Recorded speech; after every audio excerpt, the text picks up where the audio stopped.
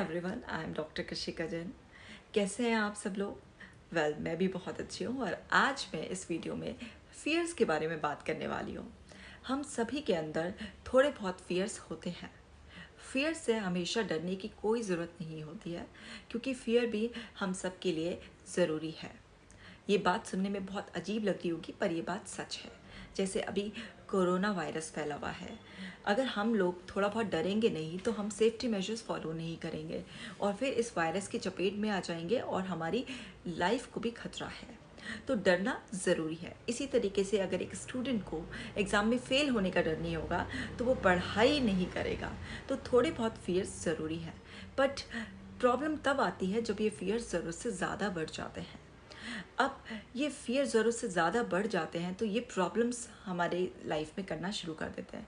Fear कहाँ रहता है? फियर हमारे माइंड में रहता है।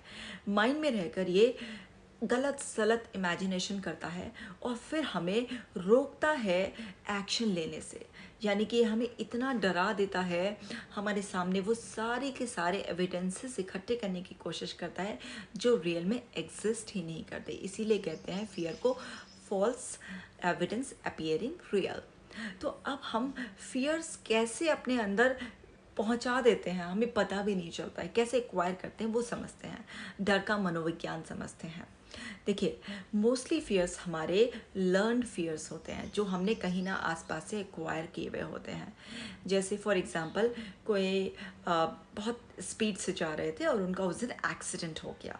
तो अब ये जो एक्सीडेंट है ये एक शॉकिंग कंडीशन है और शॉक और एक्सट्रीम इमोशन को हमारा माइंड याद करता है और डायरेक्टली उनको सबकॉन्शियस में एक स्पेशल प्लेस दे देता है। तो इस केस में क्या होगा, अब जिस पर्सन का एक्सीडेंट हुआ है दोबारा अगर वो किसी ऐसे पर्सन के साथ गाड़ी में बैठेंगे जो तेज़ चला रहा होगा तब भी उनको वो सेम फीलिंग्स आएंगी, क्योंकि माइंड उस सिचुएशन में कंडीशन हो चुका है। और उनके साथ ही नहीं, अगर वो किसी और को भी स्पीड में देखेंगे तब भी वो फीलिंग्स उनको रिकॉल हो जाएंगी और वो डर जाएंगे कि कहीं उनका एक्सीडेंट ना हो जाए। तो ये हमारी कंडीशनिंग एक पैटर्न बन गया डायरेक्ट। अब ये केवल एक्सट्रीम इमोशन में नहीं बनता, ये अगर लगातार आप एक बात को रीइंफोर्स करे जाओ ये पैटर्न तब भी डेवलप हो जाता है। जैसे मैं अपना एक केस आपसे डिस्कस करना चाहती हूँ। मेरे पास एक 30 साल की लेडी आई थी और उनको गोस्ट से, भूत प्रेतों से बड़ा फियर था। तो जब मैंने उनकी हिस्ट्री ली तो पता चला कि उनकी मदर ने उनको पूरे बचपन में यही बताया है कि बाहर जाओगे अंधेरे में भूत आ जाएगा, तांत्रिक होते हैं, रात को 12 बजे भूत आ जाते हैं, अंधेरे से डरना चाहिए। इतना एक छोटे बच्चे के अंदर बार बार रीइंफोर्स किया गया, एक स्ट्रॉन्ग पैटर्न बना दिया, उसका कोर बिलीफ बना दिया कि उसके दिमाग में वो डर बैठ गया। और अब वो 30 साल की भी होगी लेकिन उसको भूत प्रेत के इंप्रेशन दिखते हैं, उसे लगता है कोई आ रहा है, उसे कोई पकड़ लेगा, वो इन सब चीज़ों से डरती है। तो इसको कहते हैं हम कंडीशनड फियर, यानी कि हम कहीं पर एंटेंगल्ड हो गए हैं और हम उससे बाहर नहीं निकल पा रहे हैं। दूसरा होते हैं हमारे जर्नलाइज्ड फियर। जैसे कोरोना में अभी सबको कोरोना नहीं हुआ है बट सबको डर है, तो ये है जर्नलाइज्ड फियर का एग्जाम्पल। इसके साथ साथ जब हम कभी कुछ रियलिटी छुपाते हैं या हमें क्लैरिटी नहीं होती है, अनसर्टेनिटी महसूस होती है, इनसिक्योरिटी होती है, तो भी हम फियरफुल होते हैं उस चीज़ के लिए। तो हमने फियर कहीं से भी लर्न किया हो, इन्वायरमेंट से किया हो, हमारे खुद के एक्सपीरियंस से किया हो या दूसरे को ऑब्जर्व करके किया हो। बात ये नहीं है कि फियर आया कैसे, बात ये है कि अब इसको मैनेज कैसे करना है और इसको अपने अंदर से कैसे निकालना है। तो देखिए, जब जो चीज़ हम लर्न कर सकते हैं हम उसे अनलर्न भी कर सकते हैं। याद कीजिए इस तरह बचपन के दिन जब हम छोटे थे तो हमें पता था कि सेंटा क्लॉज आता है, वो हमारे लिए गिफ्ट्स लाता है और हम बड़े खुश हो जाते थे। बट जैसे जैसे हमारी अवेयरनेस बढ़ी, हम बड़े हो गए, तो हमें समझ आने लगा कि हमारे पेरेंट्स ही हमें खुश करने के लिए गिफ्ट्स रख देते हैं और कोई सेंटा वेंटा रियल में नहीं आता है। अब हमारे माइंड में दो पैटर्न एक साथ हैं, एक वो जब हम बिलीव करते थे सेंटा क्लॉज आता है, और एक वो जब हमारी अवेयरनेस बढ़ गई और हमें पता चल गया कि कोई सेंटा नहीं आता है, हमारे पेरेंट्स ही ऐसा करते हैं। यानी कि हमने एक पैटर्न को अनलर्न कर दिया और वो हमारे अंदर भी है, बट दोनों पैटर्न एक साथ कंफर्टेबल हैं। इसी तरीके से फियर के केस में होता है, आपने फियर को लर्न किया है तो आप अनलर्न भी कर सकते हैं। सिंपल सी टेक्निक है, अवेयरनेस को बढ़ाकर। कोई भी फियर हो, चाहे वो आपका ऊंचाई से डर का हो, किसी इंसेक्ट से डर का हो, या लिफ्ट में जाने का हो, या कुछ भी हो, आप अपनी अवेयरनेस को बढ़ाकर उस फियर को अनलर्न कर देते हैं। अवेयरनेस को बढ़ाने से मेरा मतलब है अपने कॉन्शियस माइंड से ऑपरेट करना, माइंडफुल रहना, क्योंकि जहाँ पर क्लैरिटी होती है वहाँ पर कभी फियर नहीं होता। जो डार्क होता है वो लाइट की एब्सेंस में ही होता है, जहाँ पर लाइट होती है वहाँ पर डार्क होता ही नहीं। इसी तरीके से फियर होता है क्लैरिटी की एब्सेंस में, जहाँ पर क्लैरिटी नहीं होती, श्योरिटी नहीं होती है, वहीं पर फियर होता है।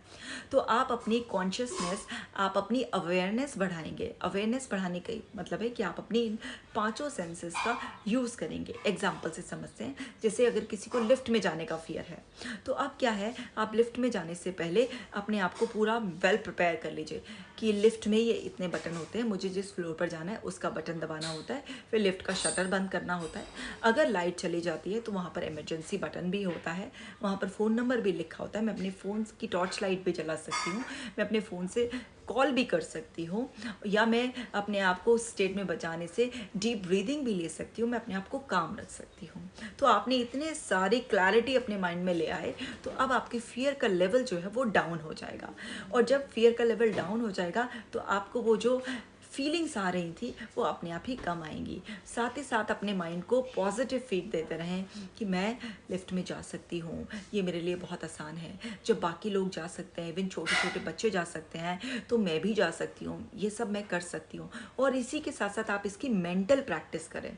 मेंटल प्रैक्टिस करने के लिए क्यों कह रही हूँ, बिकॉज दुश्मन जहाँ रहता है और जिस तरीके के वो हथियार का इस्तेमाल करता है, आपको भी उसका सामना वहीं जाकर और उसी के लेवल के हथियार से करना पड़ता है।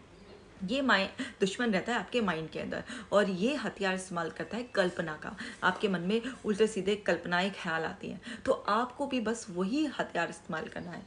आपको भी मेंटली इमेजिन करना है कि आप लिफ्ट में जा रहे हैं, आप बिल्कुल सेफ फील कर रहे हैं, और बहुत अच्छी तरीके से आपने अपनी वो लिफ्ट का जो मोमेंट है वो पार कर लिया है, और आप एकदम से सेफ कंफर्टेबल हैं। ये जस्ट मैंने एक एग्जांपल लिया है, आप इसको किसी भी केस में अप्लाई कर सकते हैं और आसानी से अपनी किसी भी फियर से बच सकते हैं। तो फियर को दूर करने का सिर्फ और सिर्फ एक ही तरीका है, वो है अपनी अवेयरनेस को बढ़ाना, क्लैरिटी एंड फियर को कैलकुलेट कर लेना। ऐसा नहीं है कि फियरलेस होने का मतलब ये होता है कि आप बड़ी डेयरिंग हैं और आप बच जाएंगे। नो, ऐसा आपको बिल्कुल नहीं करना है, क्योंकि आपको थोड़ा बहुत तो डरना भी है। जैसे अभी कोरोना फैल रहा है और कोई कहे अरे मुझे नहीं होगा, कुछ नहीं होगा, और बाहर जाए ना सैनिटाइज करे अपने आप को, ना मास्क का इस्तेमाल करे, ना ही कोई और सेफ्टी मेजर्स रखे, ना फेस शील्ड का इस्तेमाल करे, लोगों को छुए, तो ये डेयरिंग नहीं होती है, ये फियरलेस होना नहीं होता, ये बेवकूफ़ी होती है। इससे आपको खतरा हो जाएगा, और वो खतरा आपकी लाइफ के ऊपर भी आ सकता है, आपके डियर वंस पे भी आ सकता है। तो फियर हमेशा कैलकुलेटेड रिस्क की तरह हमें देखना चाहिए, और हमें क्लैरिटी के साथ स्टेप्स लेना चाहिए। फिर आपका किसी भी तरीके का कोई भी फियर होगा, आप उससे आसानी से ओवरकम कर जाएंगे।